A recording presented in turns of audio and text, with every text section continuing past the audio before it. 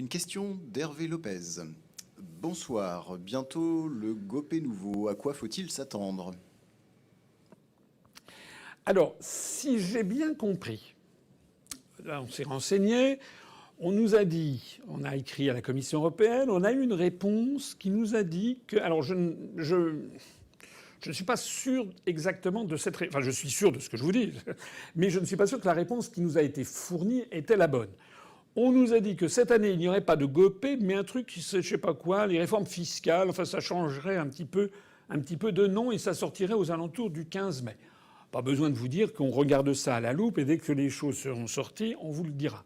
Il est possible que compte tenu du bouleversement actuellement en cours avec l'année 2020 qui se solde par des chutes vertigineuses des PIB d'un certain nombre de pays, notamment la France, le PIB de la France en 2020 a baissé, je crois, de moins 8,2%. Alors en 2021, ça devrait redémarrer. Mais compte tenu de ça, premièrement, compte tenu, deuxièmement, de ce programme de relance européen dont on ne sait pas comment il va démarrer, hein. Je vous renvoie à la vidéo qui est sortie ce soir sur Spoutnik où j'entre dans le détail parce que on ne sait pas du tout à quel délai ça va commencer. Mais ce qu'il faut savoir, c'est que les fameux 40 milliards d'euros qu'on nous promet et dont j'expliquais en début de session qu'en fait c'était une arnaque parce qu'on allait payer et nos enfants, nos petits-enfants allaient payer plus de 2 fois plus pendant 30 ans à partir de 2028. Mais ces fameux 40 milliards d'euros ne nous sont attribués en plus qu'à la condition qu'on accepte un certain nombre de réformes.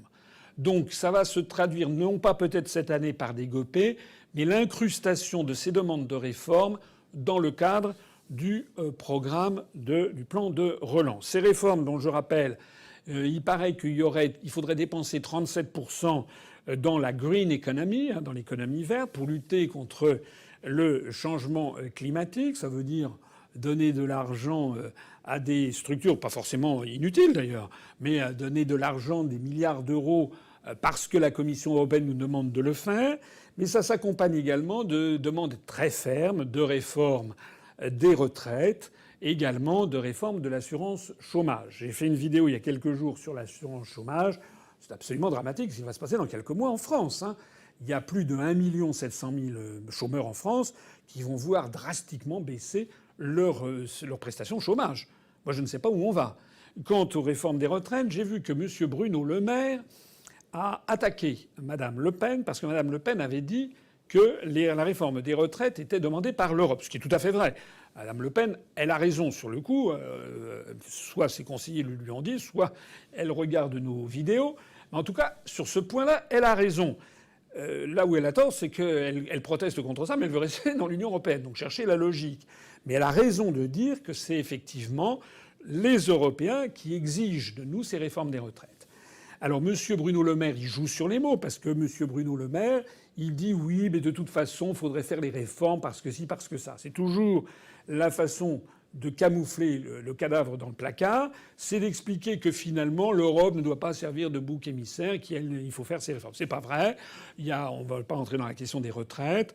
Il y en aurait pendant des heures. Il faudrait en parler, faire venir des experts sur le sujet. Mais la réforme des retraites, la destruction progressive de l'assurance chômage, la liquidation de l'hôpital public, le scandale d'ailleurs qui est apparu aux yeux des Français sur la fermeture qui a continué des lits d'hospitalisation, des lits d'urgence, notamment en pleine pandémie, eh bien tout ça, comme d'ailleurs la privatisation de nos services publics, tout ça est bel et bien demandé par les GOPÉ.